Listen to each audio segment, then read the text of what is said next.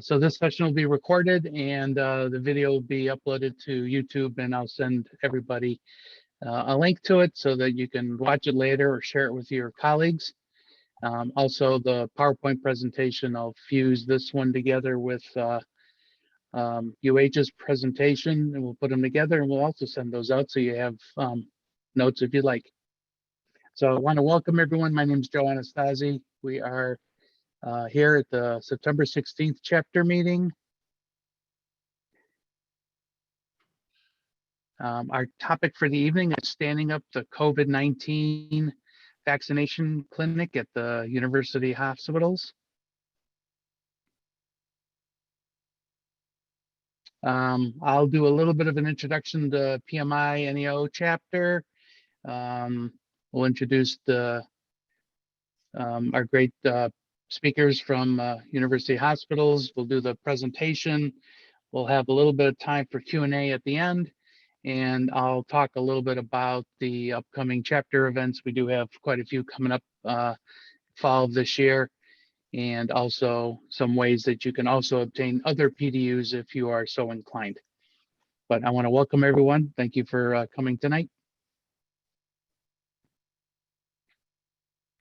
So we're using the meeting feature of Zoom. So if you do have a question, I'll do my best when I'm not talking to look at the chat and monitor chat, and then I will message to, or I'll offer your questions up to Al and Charlene during their presentation. So there's a chat button either at the top of your screen or at the bottom of your screen, depending on how you join the Zoom.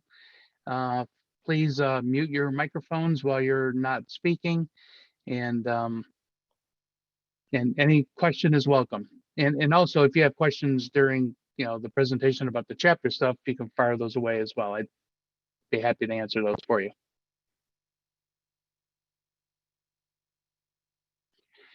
We always do this, and it's important too. We want to give special thanks to our sponsors. We have 3 of them that helped fund and participate in many of our chapter meetings: Apex Systems, Strategic Systems, and Tech Systems. So all 3 of them, thank you very much for your support of local chapter. We appreciate all you do for us.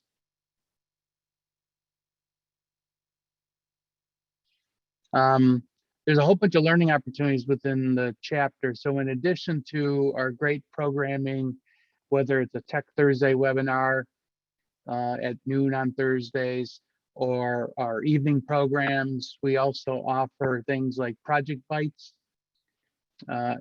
We have partnerships with Peak Business and Velociteach, where we offer discounts through them on certification and other project management training. It's available on our website. If you go to pmineo.org and click on careers, and then you'll see them in the drop down. Specifically with Peak and with Velociteach and Project Bites, with the 3 of them, Peak Business offers the Discipline Agile certifications, also the ACP and the PMP. Velociteach offers the ACP Agile certification and the PMP.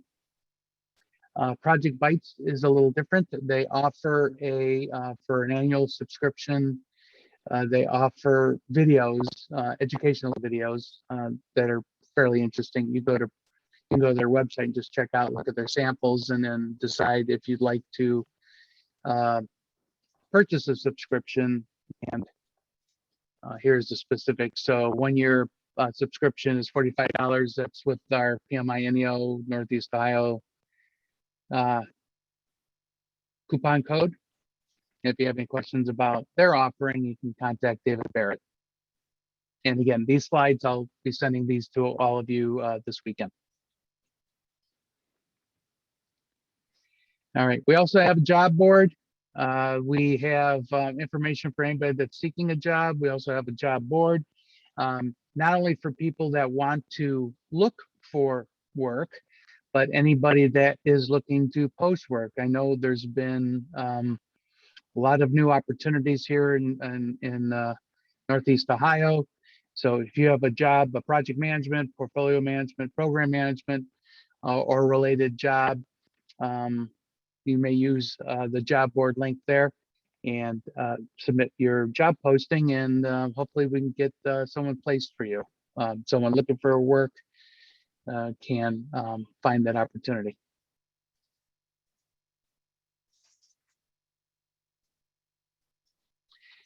Okay, so I am going to turn it over to our wonderful speakers, Charlene and Al. And so I am going to stop sharing my slides, and I'm going to turn it over to Al, right? Actually, Charlene, we made a change, so Charlene's going to be presenting. I'm Okay. gonna, yeah.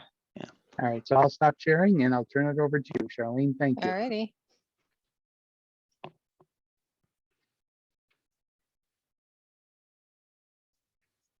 Okay. Let's see if I did it right. Are you seeing the presentation? Yep. Yes. Oh, wow. Alrighty. Al, did you want to introduce yourself first? Sure. Thank you. My name is Al Fiore. I'm a senior project manager at University Hospitals. I've been involved in project management for a number of years. I'll leave it at that. Currently with UH, and prior to that with Mercy Hospitals out of Cincinnati, which is now Bon Secours Mercy. And then prior to that was Shared Medical Systems, which was eventually purchased by Siemens. So I've been lucky to just over the course of my career to be with three very awesome organizations. To you, Charlene. All right, and I'm Charlene Perkins. I also am a senior project manager at UH. I've been in project management for probably around 25 years. I started in banking, took a hiatus when I had my kids, and then I came back to University Hospitals almost 15, or came to University Hospitals almost 15 years ago. And I became a certified PMP probably about 9 years ago. So Al and I are going to tell our story of project management during a crisis, which was the COVID vaccination clinics. And believe it or not, we started on this almost a year ago. So we had to do a lot of historical research to remember everything that went on. You mean remembering? Yes. Yeah, that's what I mean. But here's kind of the setting. The pandemic was in full swing. We knew vaccines were being developed. None had been approved yet, but we knew that they were coming. And we knew that the clinics would be required and that there would be two waves, healthcare providers, and then eventually the patient population. And the other thing that we knew is that time was of the essence. And because we're telling this, we're telling our story. That's you'll see the little blue headings are kind of our breadcrumb for our story as we go along.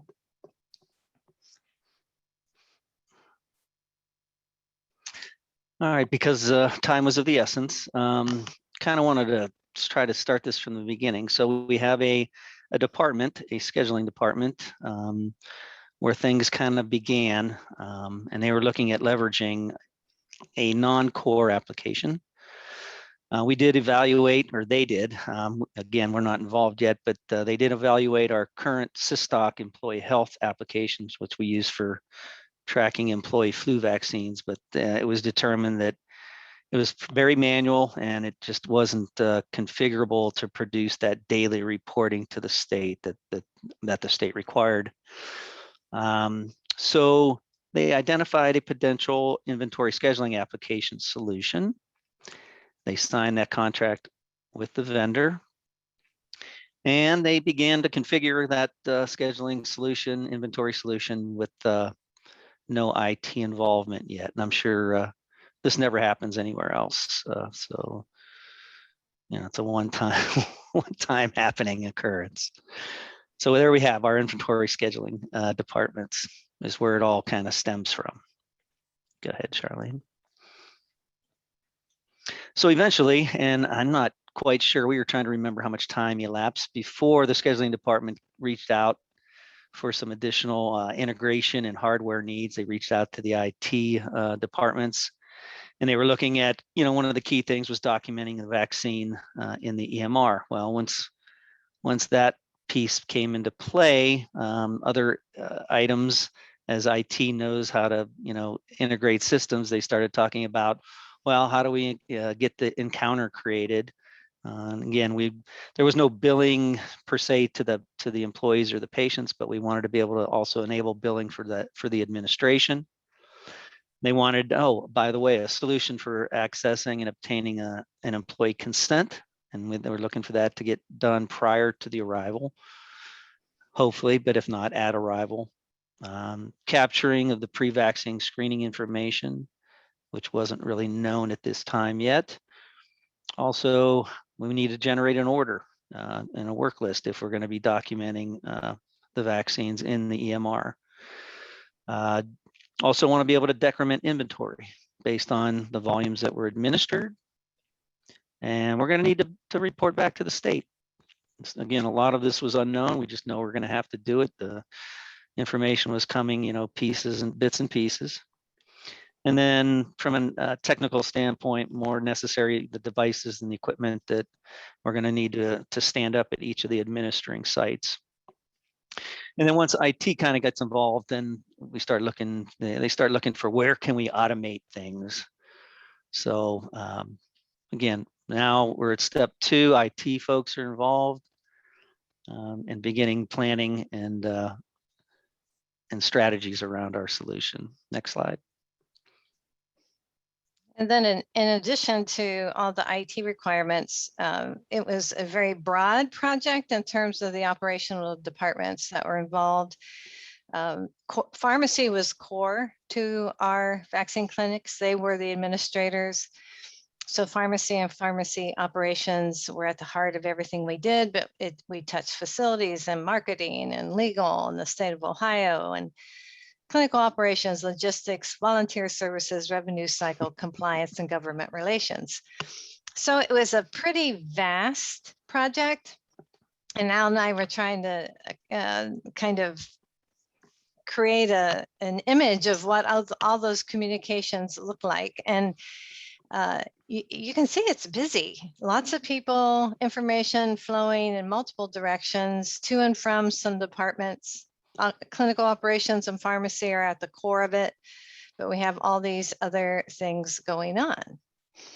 So in the world of project management, based on the number of systems and operational departments, someone decided that project management was needed and made the request. So enter Al and Charlene on October 21st, 2020. We received a notice from our project management software Workfront that says you have been assigned a project.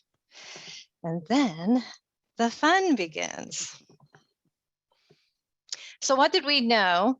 As project managers, we're used to dealing with some standard artifacts, right? There's just some things you need to know if you're going to be managing a project. Let's talk about timeline. We didn't know what the timeline was.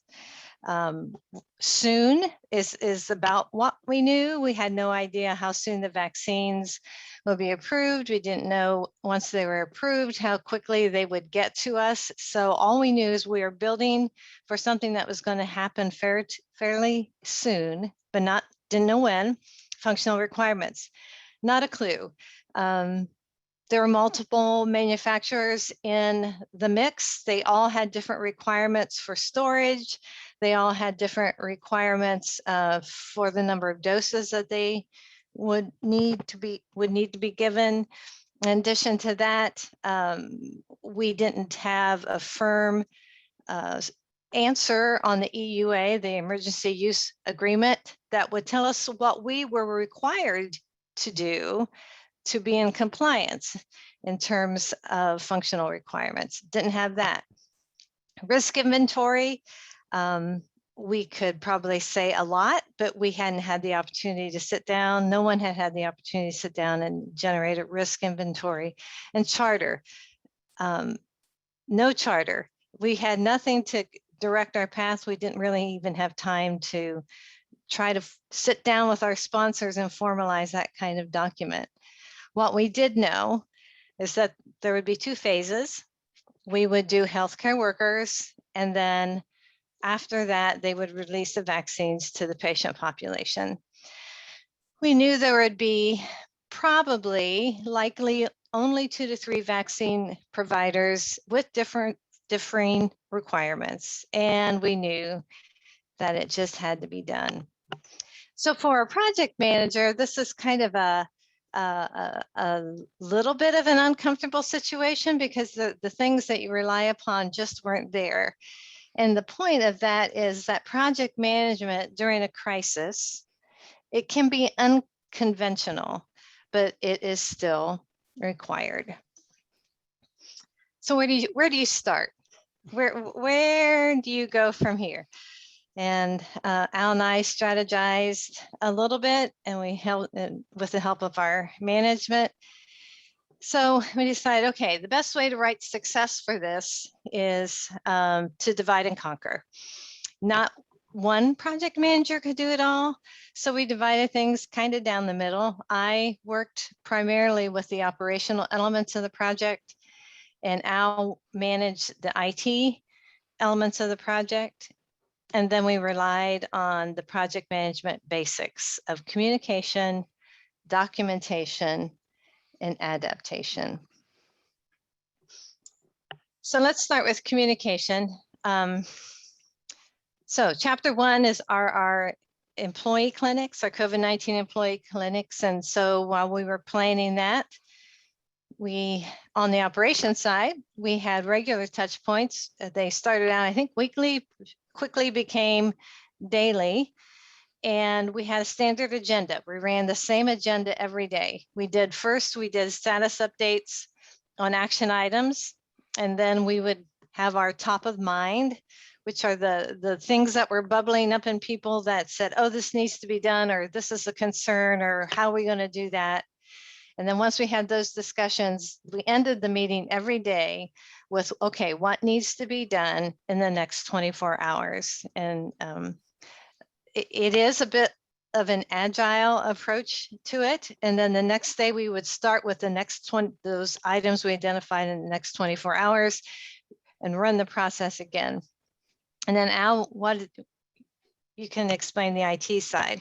Yeah, pretty similar on the IT side. We had daily huddles, 8 o'clock in the morning, that were already occurring when I joined the team. And then whatever follow-up design sessions, work sessions we needed throughout the day, I started to schedule those and coordinate them. And our standard agenda on those huddles was looking at the requirements. I kind of had to break it out since you'll see shortly that there was numerous applications involved. So I kind of broke out each of the statuses by application, and actually I think I broke it down by the whole workflow of the applications, just to keep it logical in my mind. Again, we were identifying information gaps and talking about what, again, just like Charlene said, what can be done in the next 24 hours. So if we wanted to draw a picture of what that looked like, it's something like this. Al and I became what we call information brokers. We both sat in on those senior leadership touch points, and then I'm working with the operations, and they're talking through functional requirements, consents, clinical design, staffing, scheduling, getting the vaccine and storing it. And then what I discovered on my side that required any kind of IT response, I would feed over to Al. And then on the IT, same thing, as I mentioned earlier, there's different configuration and specs. There were 10 unique systems. We had a lot of different workflows that we had to get through based on, again, I'm giving away some of the stuff, but on manufacturer and locations and frequency, our timelines, as best we could. We would get information obviously from the operational side as best we could on when they thought things were going to be coming, when the doses would be approved, nothing written in stone. But our key system integration systems were scheduling, our registration, our EMR. We even, I just mentioned Follow My Health, and then the Ohio Department of Health as part of some of the key systems that we needed to integrate. And it didn't take too long before Al and I really kind of became the axle around how this information flowed. And so people would start coming to us.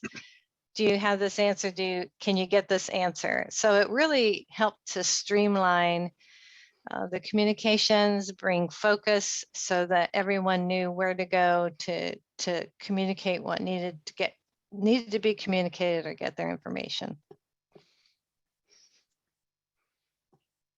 And we didn't say this at the top, I don't think, Joe, but you could feel free to ask questions along the way. You don't need to hold them until the end. So then we got to project execution. So how did our communication change? Not too much, except that we started having joint touch points daily, in which IT was involved and all the leadership on the project. We had it when the clinic closed every day at about 4 o'clock. All the leadership was there. All the frontline personnel was there. These became vehicles for process feedback. Oh, this doesn't work, or this takes too long, or this broke down. It was a point to have everyone on the call for issue escalation if we needed to do that. And it was a mental health break. It was a highly stressful scenario that we were in, lots of pressure on people to get things done quickly. And this was kind of their venting. They were good about it. They didn't go off too far, but it was an opportunity for them to just deal with all the frustrations that they were dealing with. Straight up, very constructive venting. How's that? Yeah, there you go. and again, we had a pretty much standing agenda. We would follow up on any issues that were identified in the previous day or days. We'd identify any new successes or new challenges. We would identify follow-up items and who would be following up on those. We allowed it to be an open platform for communication. And after a few days of realizing that people were having, this wasn't always a positive meeting, I would start capturing the positive statement that someone made in the meeting. I say, okay, that's our quote of the day. And it might be as simple as, well, today was better than yesterday. and we just kept moving forward. So if you want to look at our meeting cadence, these are all the meetings that we were having. It ended up being for Al and I about 20 hours of meetings per week. To be in all these touch points and making sure we were sharing information where it needed to be shared.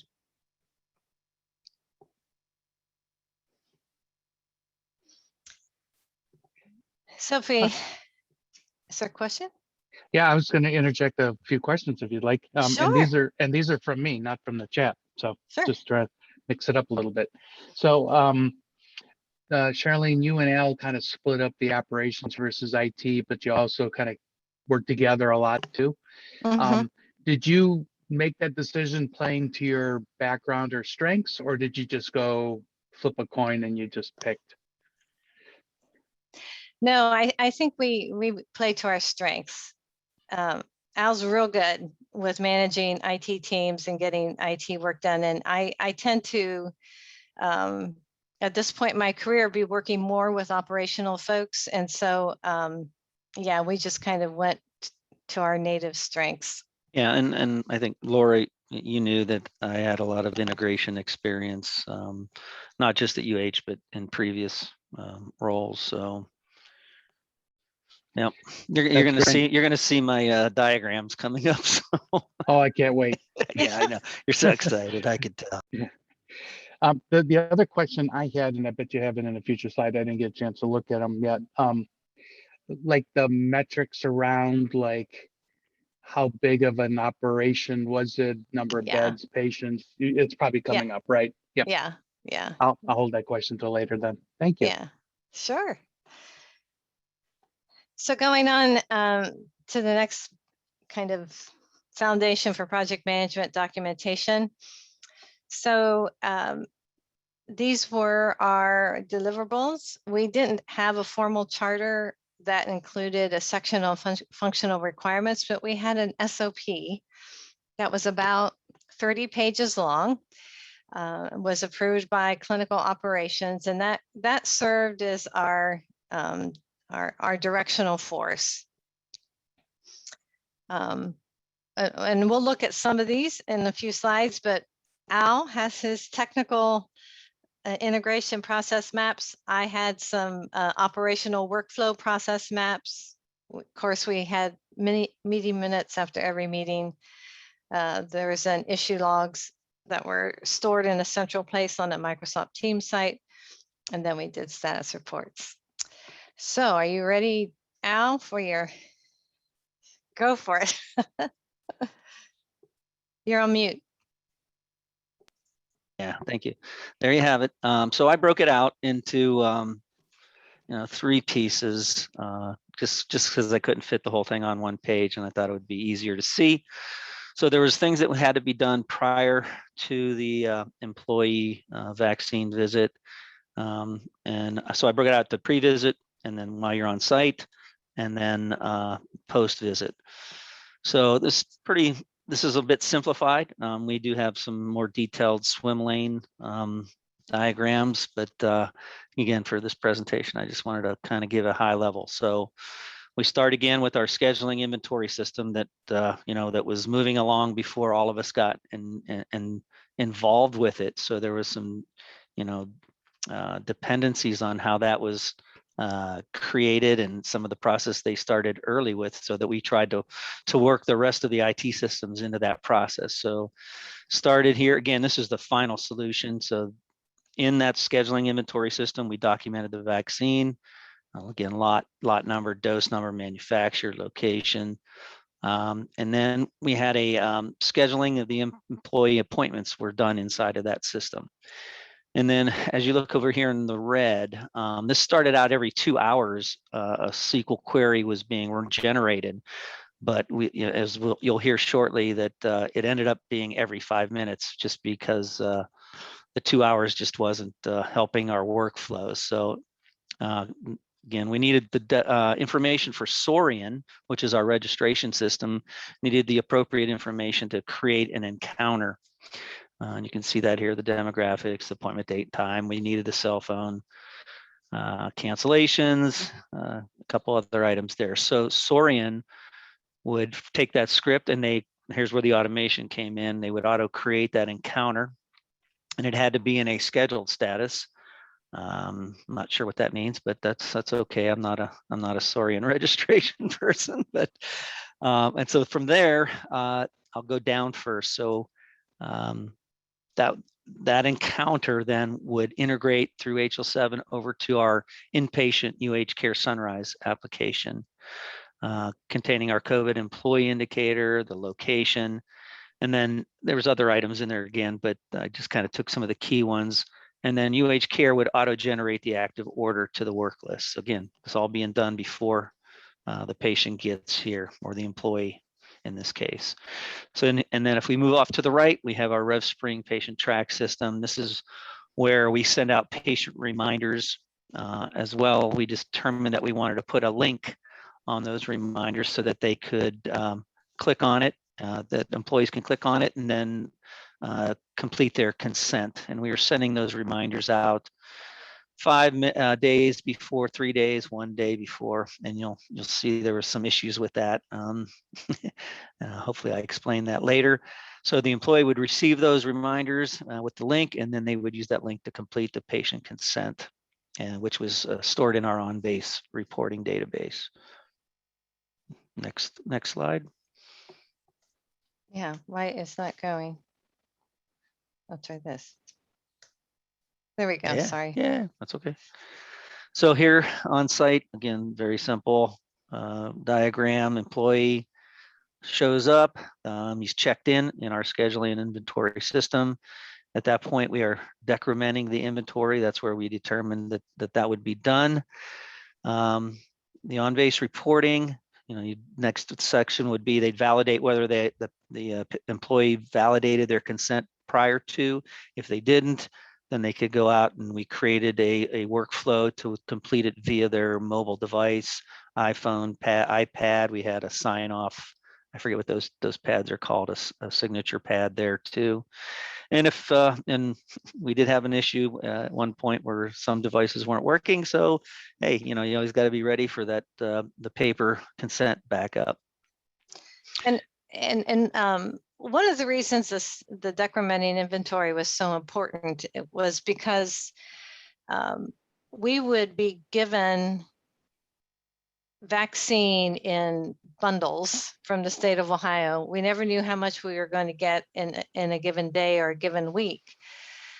But we had to report back how much we administered on a daily basis, because the follow-up dose, the second dose, would be sent, whatever the increment was, 3 weeks after the day we gave the first dose, we would receive the second dose. So that information had to be very precise for us to make sure that we were able to have the vaccine on hand for the second dose. Thank you. Okay, and then once the, whoops, I'm sorry, go back real quick, Charlene. I want to just finish that sunrise piece. Yep. So in the UH care, the patient would receive their vaccine. We would document that administration in our inpatient system, capturing the TPO, which was a requirement provided by the state. It's our I'm going to blank out what that stood for. Well, the O is occupation, I know. Yeah. We're going to talk about that in a second. Sorry. And then if applicable, we had workflow for completing if there was any adverse reactions also in the UH care system. Go ahead. All right. So on the outside, or on the I can't think of the word there, but so what the patient saw was working pretty smooth. I mean, there was some bugs going on at this time once we started bringing up the vaccine clinics, but in the background, there's a lot of stuff going on after the visit occurred. So it's in our UH Care Sunrise system, and I talk about some of these in our challenges. You can see that integration. We determined that we wanted to track everything in our data warehouse, where we would create reporting both to our employee health system, SysDoc applications, managers. We wanted to be able to report to managers who's been vaccinated, who hasn't. Saurian registration. So we were, if you look at that second box down, we were doing reconciliation reports of Saurian versus UH Care daily, and sometimes more than daily. We also had the VAERS system that if any adverse reactions had to be reported. And then from UH Care over to the state, we were sending the vaccine administration, and it's target population. There it is, TP. So they had codes for each of the different types that they defined based on what the target population was and their occupation. And then from the scheduling system, also giving that vaccine inventory back over to the state, also reporting waste, manual entry. That piece was being done manually because they had a web address to do that with. So the pharmacists, I believe, Charlene, were the ones completing that, though we didn't have a lot. And then you'll see that our over on the bottom right here, again, if on-base reporting, if there was any issue where we had to do any paper consent, we manually scanned those in. So there was a lot of reconciliation going on behind the scenes daily, usually early in the morning and sometimes in the evenings, to just trying to get the number of appointments that were scheduled in our scheduling system. Did those match up with what was in our UH Care Sunrise system, and did that match up with who was registered and encounters were created for? So again, a lot of manual IT efforts going on. Next slide. And then on the operational side, this is kind of our process map, swim lanes of what the different areas were doing and how they related to each other. Lots of moving parts. Good team though, it's a good team. So then the question is, the synopsis of chapter 1 with the employee clinics is, how did it go? Well, we did it. Employee clinics were up and running on January 23rd. What a lovely day. There were 12 clinics were established, one at each of the major hospitals, and they provided vaccines. The first day we had 160 appointments. The first week, first 3 days, we had 630. And those employee clinics were functional through February 24th. All teams are highly engaged. Daily touch points were productive and success building. Vaccine waste was minimal to none. And the processes and reconciliations improved over time. So as Al and I, one of the things we've talked about a few times are what lessons learned from this. And if you look at our successes, those are the things that we pulled out. Those 3 lessons learned help make the clinic a success. And then on the flip side, Al, do you want to go through your challenges? Okay, sorry. Yeah, I had a little delay in my connection. I apologize. All right. So some of the key challenges here. There were many more, but these were the ones that we decided that we would share with you. So we had to develop a new integration with a non-core scheduling system. Again, it was approved as a solution, contract signed prior to any IT involvement or project management involvement. One of the hard things with this vendor was that we did not have direct access to the vendor. The IT teams or the project management teams started off without that. Eventually, it got better. Scheduling system configurations, again, were already underway before the rest of the teams got involved. So there was things going on that obviously we didn't want to throw that effort away. We wanted to try and make it work with our core systems once the IT teams were involved. Configuration challenges were, as Charlene has mentioned, we were waiting on vaccine approvals, which would drive a lot of the functional requirements in our workflows. Again, if it was 1 dose, is it 2 dose? If it's 2 doses, we were trying to get that appointment scheduled when we scheduled the first one, so, and then, and it also drove where we were providing those types of vaccines, where were they being delivered? So next bullet here, unknown volume of vaccines and their delivery dates. We would eventually know, but it was really, really close to the period of time when we needed to then react. Again, talked about this, the varying requirements by manufacturer for scheduling and for storage. And then there was this new EMR data field that required, which was called target population occupation, which we did need to engage our vendor, Allscripts, to build that, and they were very very responsive for that, making those changes for us. So they were, I'm not sure who moved them along really well, but I thank them. Next slide. Vaccine clinics design, the locations, the times that they're going to be open, the layouts, how many lanes, how many administration areas, what's the workflow. Staffing became a big challenge for us because we had to get pharmacy staff involved. We needed IT support staff. We needed volunteers. And a lot of times those things, we're coming down to the last minute, we would be talking on meetings saying, well, we're kind of short staffed at this one location, and we're, they got the right people out there working on that. So sometimes it was tight, but we made it happen.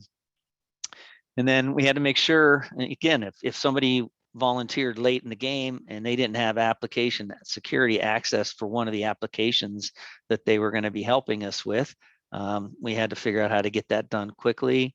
And keep in mind, this was opening up right around the holiday, Christmas holiday. So trying to get that staffing, you all know, it's a challenge. And then same thing with vaccine, the delivery planning, the protocols, the storage, how many doses are in a vial. I mean, it goes on and on. Charlene, did you have something to add? I'm sorry. Well, Al, we lived it, so we forget what people don't know, but storage in itself was just a huge issue because Pfizer had to be stored at a negative 70 degree in a negative 70-degree refrigerator, which there just aren't that many. So they had to figure out how to store it and then get the vaccine to the site where it would be delivered in the right amount of time so that it could be thawed, but not too long so that it would be wasted. So it's a lot of challenges. I agree. And then I mentioned already keeping the scheduling, our registration, and then our orders, EMR systems in sync. So again, we did not have a lot of time for testing. So a lot of the things we were doing, it was daily huddles and saying, okay, how come scheduling said 60 appointments were made and registration says, well, I only see 47, and the orders people would say, well, I only see 36. So just an example, but we had to go through, and again, the right people involved to be able to figure out, what was happening. Sometimes it took a couple days, but eventually we'd figure out, and then we'd address the next one. And we kind of prioritized them, the lowest hanging fruit, which ones can we knock off and correct first. Then we found out, even while we were doing those exercises, that there were different views within the scheduling system that didn't match. This is one I just thought of today. So our folks on the order side or the Sorian side had access to the scheduling system, and then they could go look. But if they looked in two different places, it would say, one would say 90 appointments were scheduled for tomorrow, and the other section would say, hey, there was only 65 scheduled for tomorrow. So we did figure that out. It was a bug in the system. So again, all part of the troubleshooting. And then the key ones, big one was the last minute add-on appointments that, obviously we want to minimize the waste and get as many people scheduled as possible, trying to get those done, cause timing issues, resulting in, again, missing orders and manual updates. So, our workflows were built around, hey, I schedule in the scheduling system. It comes over every 5 minutes to our registration system. And then, we want to send out reminders, but hey, you're not going to get reminders, and you can't get the consent without the reminder, because we would send the link. So folks were showing up, trying to, and then we'd have to do some manual pieces there, or we had to have the right application staff in the clinics to be able to complete those tasks. Again, same thing with workflows around no-shows, cancellations, reschedules, all part of that, trying to keep the systems in sync.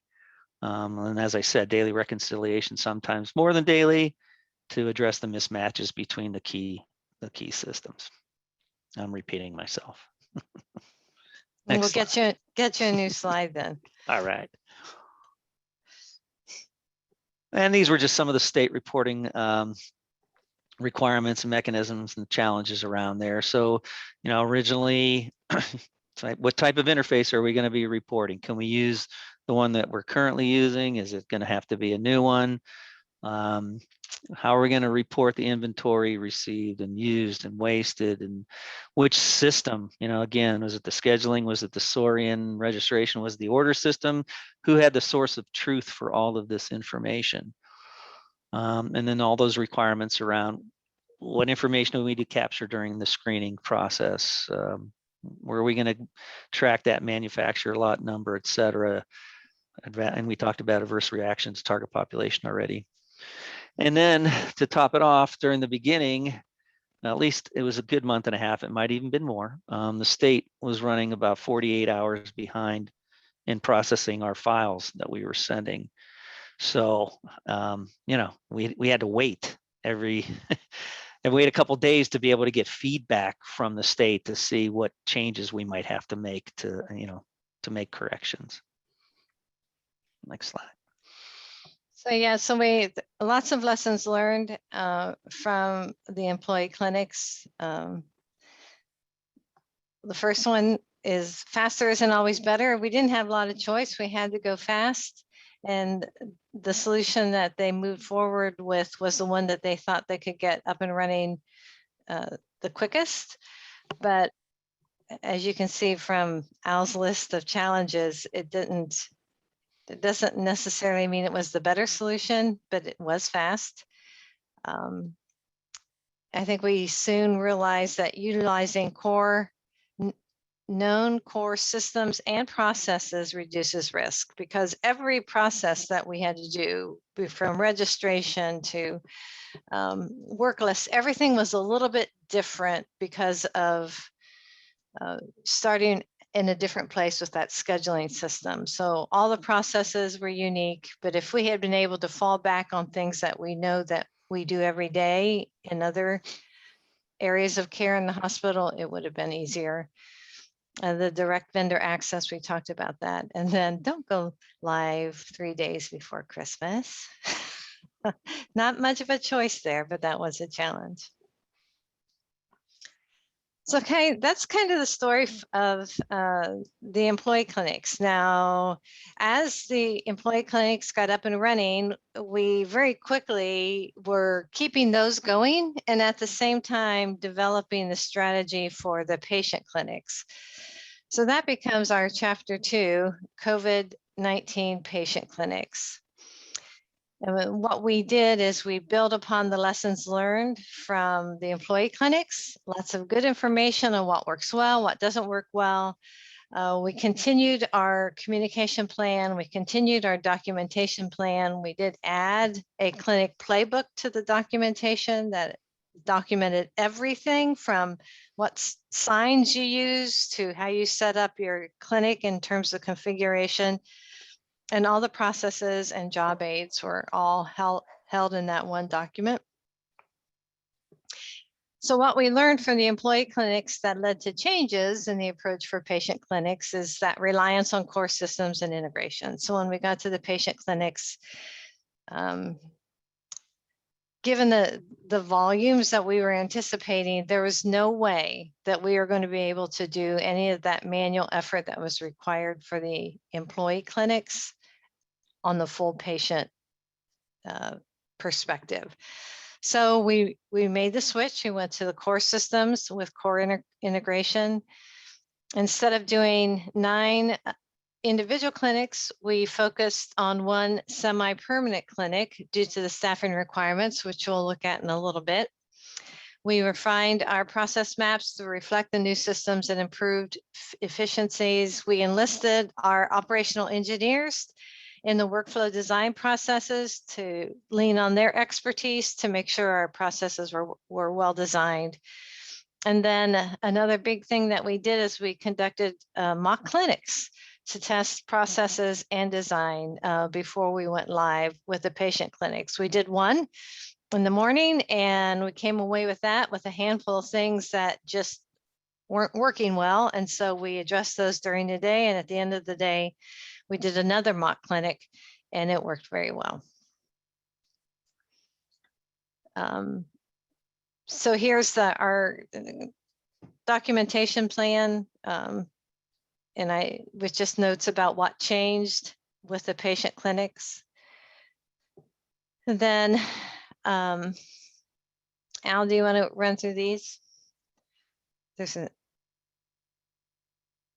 You're on mute.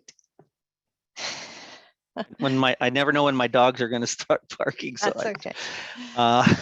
so again, as Charlene said, we did go back to our core systems and our flow for registering patients.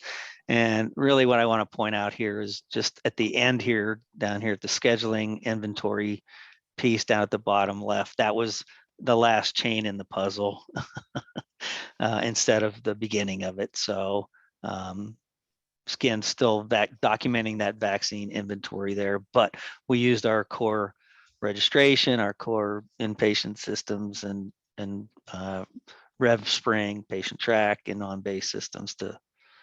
So again, so we didn't have to do all the manual efforts and try to reconcile multiple times a day. Which, again, I don't want anybody come away with.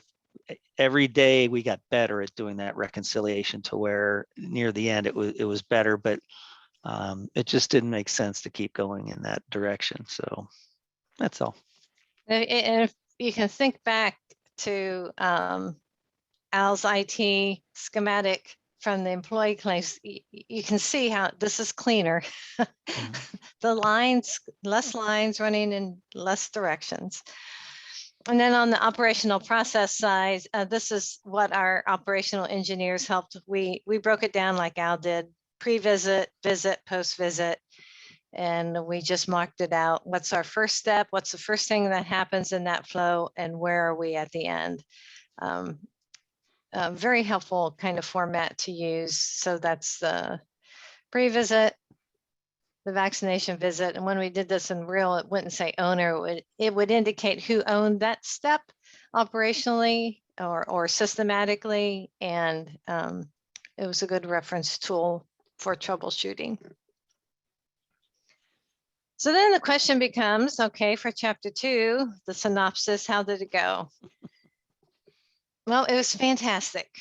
Our clinic was up and running on January 19th, 2020. So if you remember, the employee clinic started on December 23rd. And so this is less than a month later. A whole new process, whole new workflows. Right? What? 2021, January. Oh, yeah. Yes. Feels like it was that much longer ago. Yeah. We took an internal space at our management services center and reconfigured it from a cafeteria and a media room into a clinic.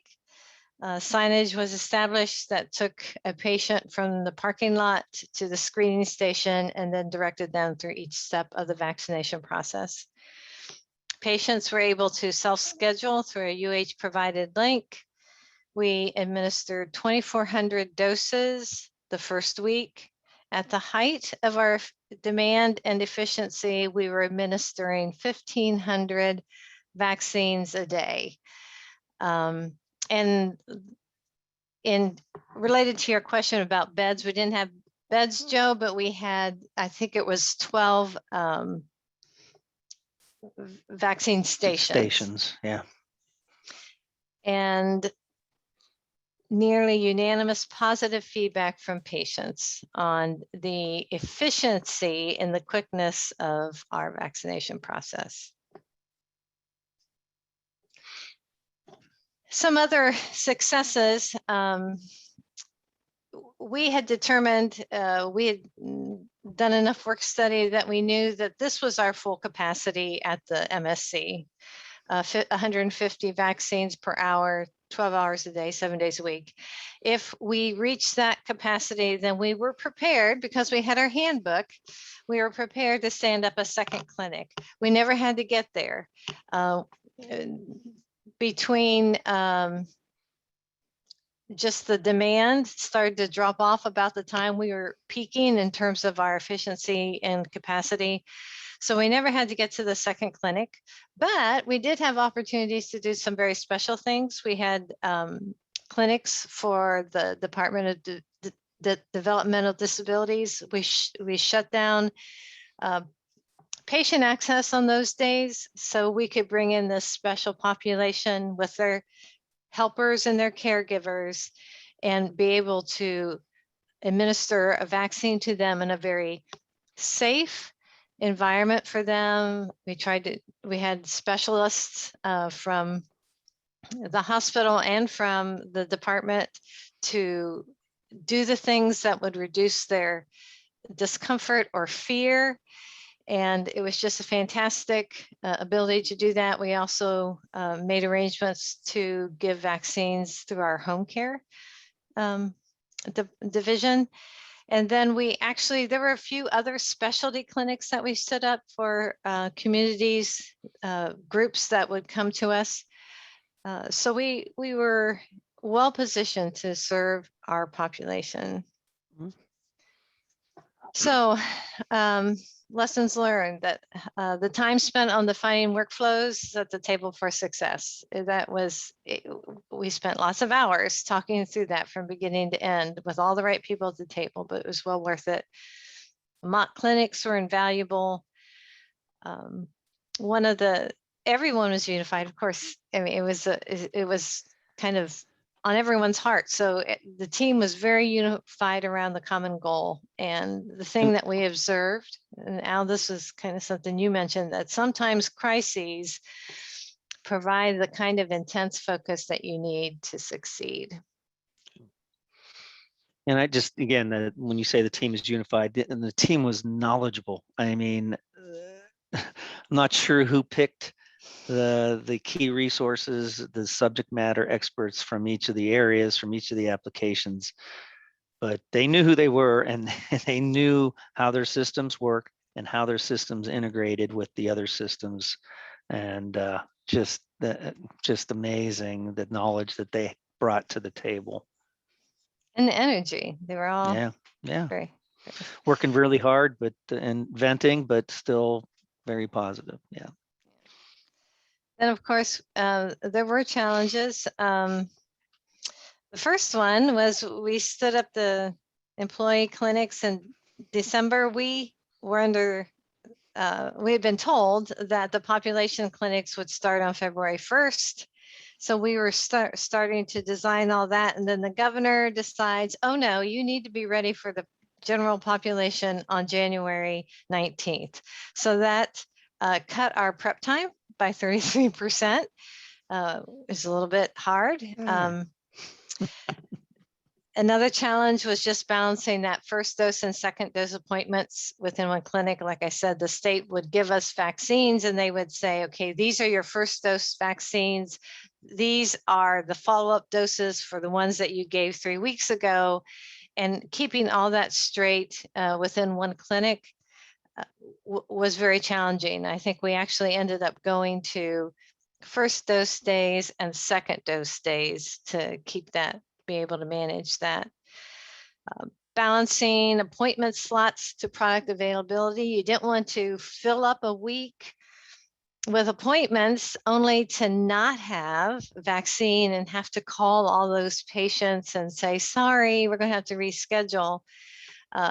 And you didn't want to underschedule and then get more vaccine than you have, because the state also wanted you to use all the vaccine you were given within 7 days. So we had someone who'd spent a good part of his day just doing that, trying to balance the number of open slots to the product that he expected to be available for the next day or the next week. Staffing was also a challenge, and there you go. For the clinic, for every 1,200 patients, scheduled patients, our clinic needed 4 people to prep vaccines, 13 registrars, 10 observers, because after you got your vaccine, you had to sit for 15 minutes in an observation area, 2 EMS, 1 EMR resource to help with issues, 2 parking attendants, 2 security guards, 12 volunteers, 1 obsolete, 1 clinic lead. What I don't have documented there are the vaccinators, and that would have been 12. And then behind the scenes at the peak of the clinic, we had 30 people dedicated to scheduling. So we eventually had to add some temporary staff, because all these roles in both the employee clinic and in the patient clinic were done by UH employees in addition to their regular job. So they had their own job that they were responsible for. And then they would take on extra hours after work or on the weekends to be able to support the clinic. And the days were long, they were 12-hour days.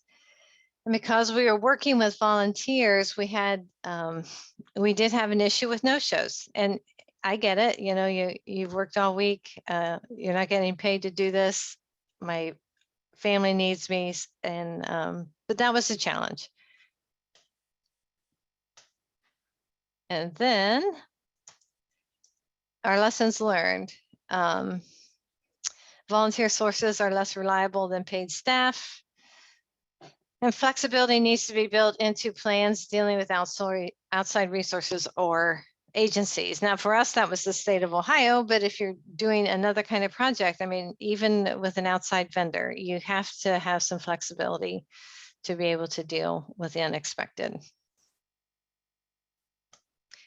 And just in terms of the overall timeline, that's kind of describes it. The end of March 31st, 2021, both Al and I had transitioned our roles to operations or IT, and we were out of the story. But the story ends well. This is kind of a complete list of the lessons learned, stated maybe in a more generalized fashion. We saw, back to Al's comments about the team that was constructed. It was a great team. They were all engaged, but it was also very broad, as you remember from the front of the presentation. And it was really important that we had all those stakeholders involved in the process. So making sure you've identified all your stakeholders is important. I don't know if there's anything else on there. Oh, the PM tag team. We're one of the first tests of that at UH, and I think it worked really well for this large, diverse project. And Al, anything you want to comment on any of these? I like the one that says when working with a vendor, a direct vendor access should be required. Yeah. Other than that, yeah, I think we've mentioned all these already. All right. And I think, oh, and then in terms of adaptation, going back to the basics, communication, documentation, adaptation, you can rely on project management principles rather than form. You don't always have all the forms like a charter that you might need, but you can still manage your project and use the principles, own the project, drive it to completion. Whenever you can, use project management tools, but sometimes they just don't fit. And then define project resources based on project effort. Does that mean one or more PMs? Does that mean this is their full-time assignment? And I give kudos to Laura for knowing that and to fighting for having 2 PMs on this effort. So that's it. What kinds of questions are out there? I think one lesson learned that can be added is project management makes for a successful go live in a critical, stressful endeavor. There you go. So kudos to all of you and to my colleagues on the line from other organizations. It's pretty amazing.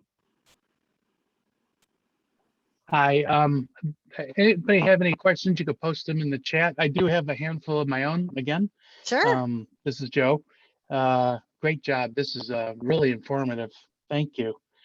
When you mentioned the mock clinics, did you use real patients and real shots, or fake No. patients and fake shots?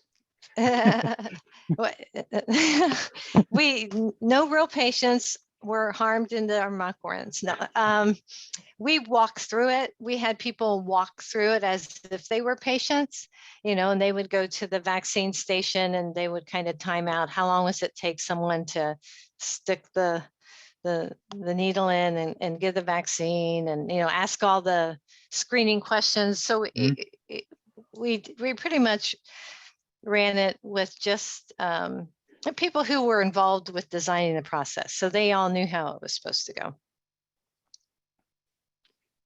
But we did, I mean, we did a significant reconfiguration of the space, especially in the front end, because we saw where there were going to be bottlenecks. And, you're not supposed to, you don't want people in groups in the middle of COVID. So we kind of remapped the footprint of how people would move through the clinic to avoid that. Great. I had a few more, and I'll wait for some to be posted in the chat. So I like the comment on the last slide about principles versus form, right? And we're seeing even PMIs caught on, the project, for those of you PMI wonks out there, the PMBOK went from, 1/4 inch thick to like the size of a phone book, and then now it's shrunk again. But now it's about principles, not necessarily about memorizing processes and steps, even though the exams are evolving. But it makes more sense. So focus on doing the right thing, not filling out the right form. So I like hearing you say that as well, because it kind of affirms what PMI is thinking. Did you offer all 3 shots, like the Pfizer, Moderna, and J&J? We did. And we did, though we didn't administer very much of the J&J. Most of our J&J shots actually went to our home care, because it was easier for them to administer just 1 shot than to try to schedule a follow-up. And I'm not sure if your question is, did you give people a choice, or No, actually, or that's just a did good we use follow-on. I didn't think of that. Oh, No, we didn't give them a no choice. choice, no choice. And we were certain that we did manage the clinic so that if it was Moderna, every appointment that day was Moderna. And if the it was- return visit would be a Moderna, right? So on the Yes. return day would be a Moderna day. Yes. So you see the challenge of scheduling though, right? Because, Yeah. okay, so January 1st is Moderna and we have 1,500 doses. That means 3 weeks from then is, January 22nd. So that also has to be a Moderna day, and it has to have 15 slots. So it was challenging. Another question I had was, there was a lot, there was another large operational kind of COVID vaccine center thing at the Wolstein Center, right? And that was done by different folks, of course.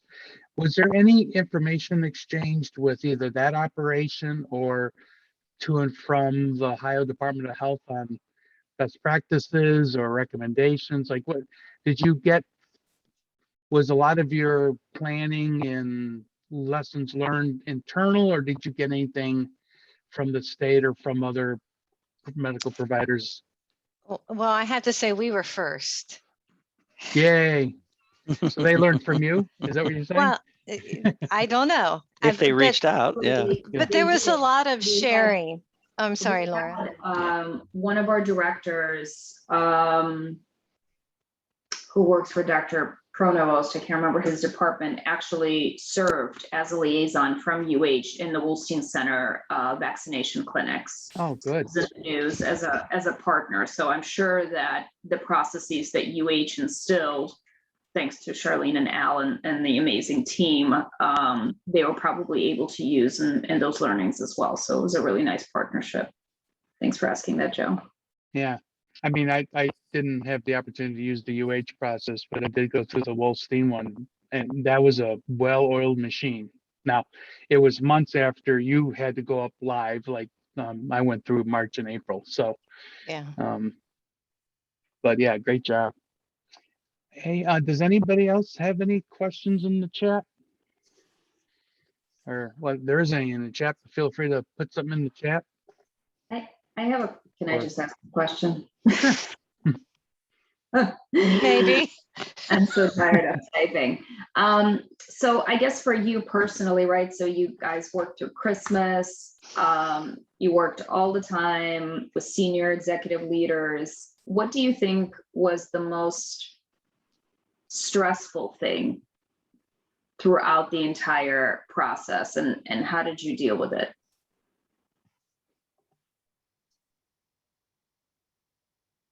Wow, that's a great question, Laura. I'd say the time commitment was the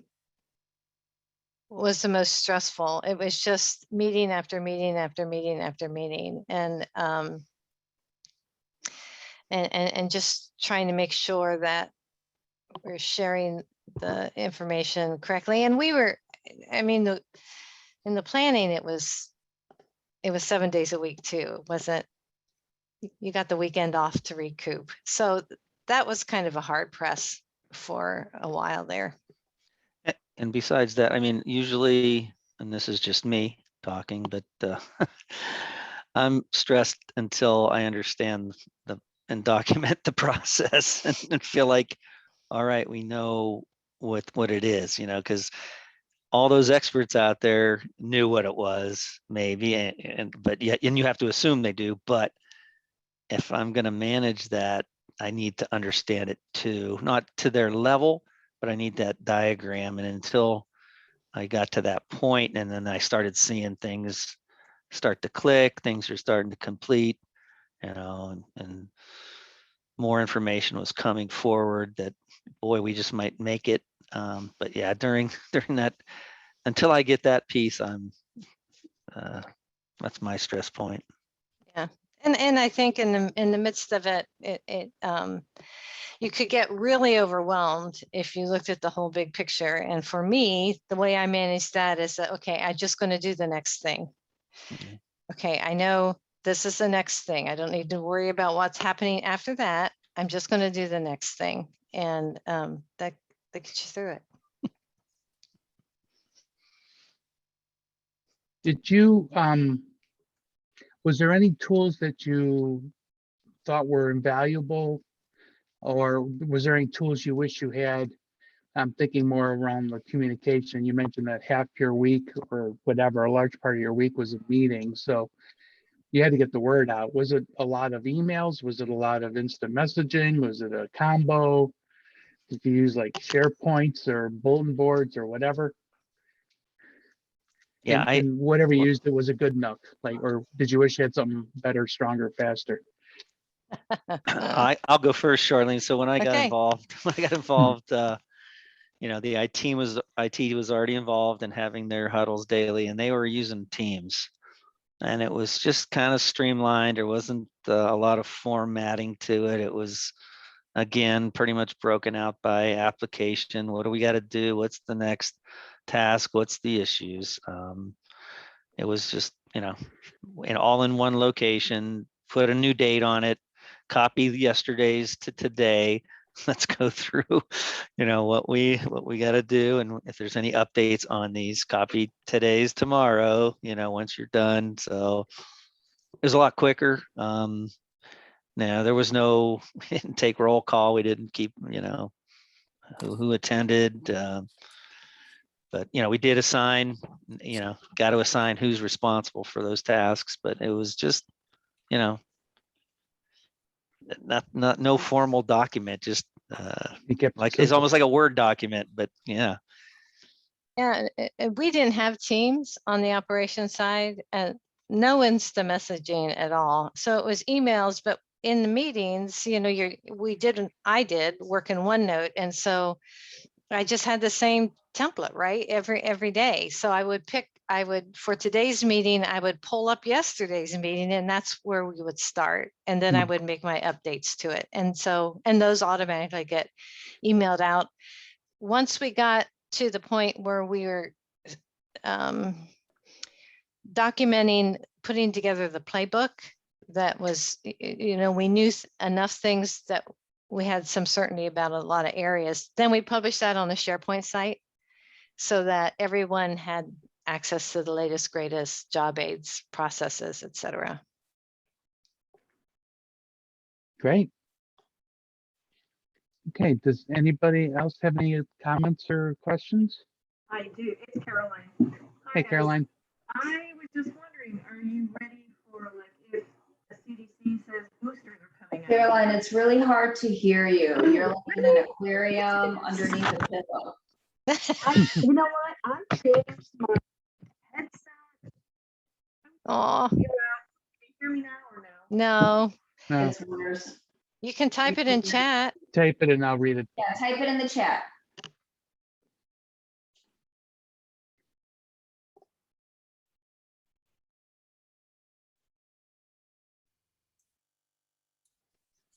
Man, she types loud. I'm kidding. Can you hear it? I can't hear it. No. No, he's messing with her. See what I had to put up with? No. Al and I did laugh though. That's always helpful. Oh, there it is. What's Here it say? is.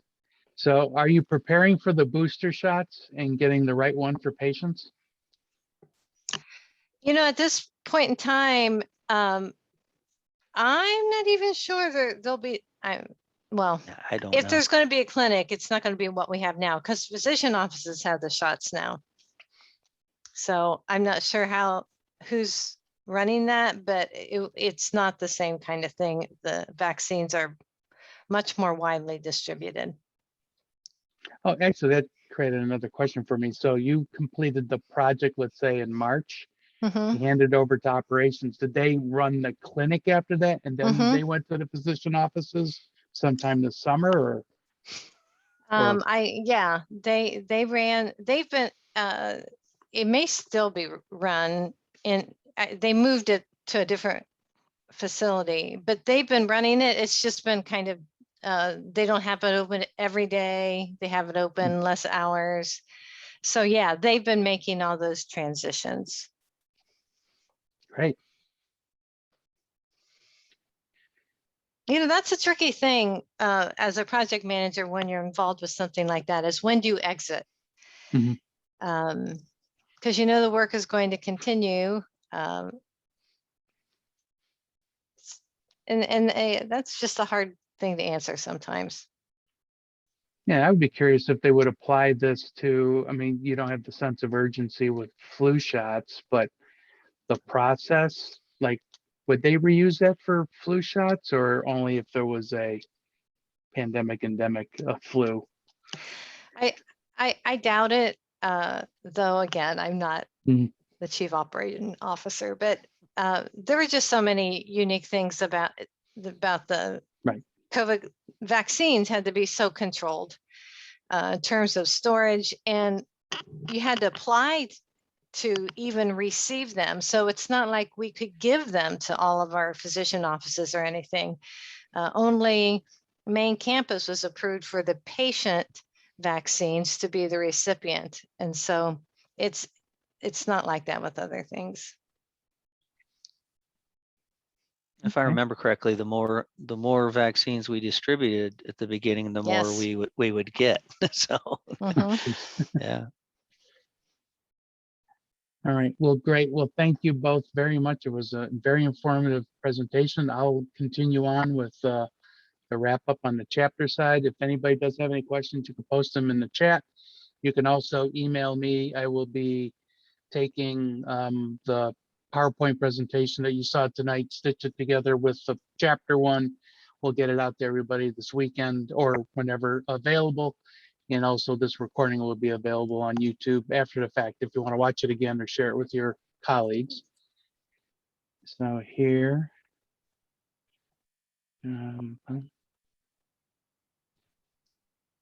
Okay. Real quick, Charlene and Al, great job, presenting to the team. Thank you. Thanks, Gubran. You're not in your car anymore. That is his car. My son drove me home.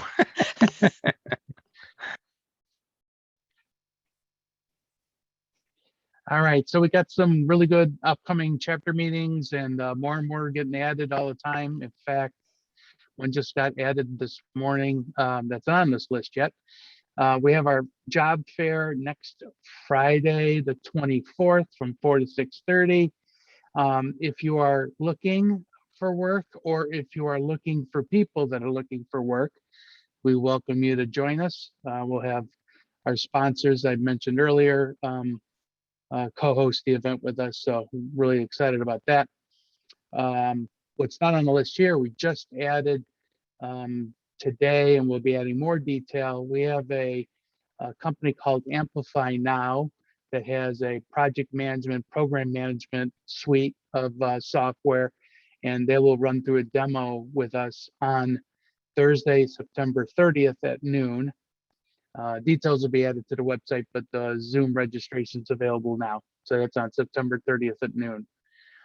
As you can tell with our chapter meetings, we try to mix and match evenings, noon, just to give people different days of the week and different times. On Saturday, October 16th, we have our chapter planning meeting. Anybody's welcome, members, volunteers. We kind of talk about what we've accomplished this past year, what our goals potentially could be in 2022. So we're more than welcome you to join us there and voice your opinion. We have International Project Management Day, the evening of November 4th. We have a keynote speaker. We're finalizing plans now. You should have something on the website in detail with registration very soon. Every so many months, we have a Women in Project Management book club. They're really good and a good opportunity to, and you don't have to be a woman to attend, and everyone's welcome. You do need to read a book. That is a requirement, but they always have a really good book that they read every few months. And our friends here will be doing another University Hospitals presentation on building a Hoosier Phase 2 on November 11th. So we're looking forward to that and looking forward to getting those details on the website. We'll have other Thursday Tech webinars and other events too throughout the fall. This is just the list now. So please visit us at PMINEO.org to register. You can claim your own PDUs for this event. So one benefit, we just talked about this the other night, Charlene and Al, if you are a certified PMP, CAPM, ACP, or whatever, by creating content and presenting it, you get PDUs. So as a speaker, you get PDUs. Work is work, so you get an hour per hour you put into it, one PDU. And then for attending an event like this, if you are certified, you get PDUs for that too. So I'll be including that in the email you'll get this weekend on how to claim your own PDUs for this event. Other ways to keep up with your PDUs, chapter meetings, projectmanagement.com has webinars. We have the Projectified podcast. There's actually another, and I forgot to write it down. I've been listening to it the last few months. PMI has yet another podcast we'll be adding to this list. Really good one.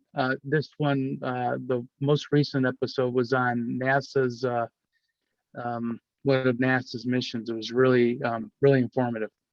And then also VelociTeach, one of our partners, has a Manage This podcast. So good listening in the car or listening at home as you're working on your project schedules. Good way to knock out some PDUs while you're doing other work. I want to say thank you. Thank you again to University Hospital, Charlene, Al, Gibran, Laura. Thank you very much for working with us. Really appreciate you putting this together and presenting it to all of us. Let me see. I think there's a message in the chat. Let's see. Oh, it's a thank you. So thank you. Thank you. Any other questions from anybody before we wrap up for the evening? Thank you so much. Yeah, appreciate the partnership. Yeah, thank you. Yeah, Appreciate great it. job. It was wonderful. All right, everyone. Thank you very much. We'll see you next time. Have a good evening. Have a good evening. All right. See you guys. Bye-bye. Bye.